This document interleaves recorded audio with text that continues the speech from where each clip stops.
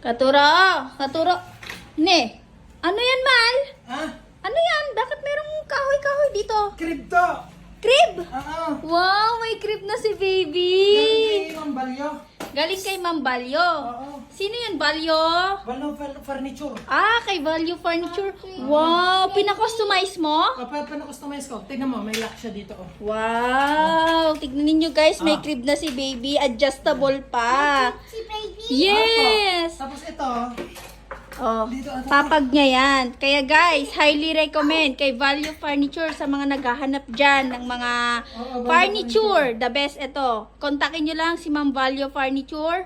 Nagdi-deliver po sila. Pwede rin pong mag-home credit kung Yes. wala kayong pang-cash. Yan, sagot na yan ni home credit.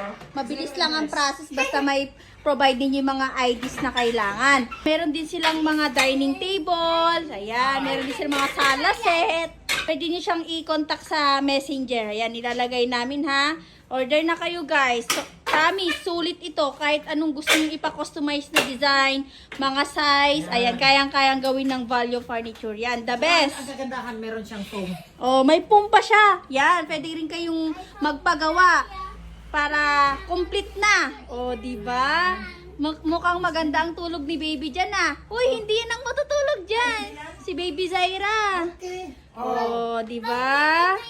So, ayun guys. Ano pang inaantay ninyo? Mag-order na kayo. Located lang yan sa Cortes Street, Kawayan City, Isabela, in front of the United Methodist Church. Pwede rin ba Yun. mag-order ang OFW? Pwede. Chat Oh. lang nila si Ma'am Balyo. O basta message nyo si Ma'am Value Furniture, siya nang bahala sa inyo.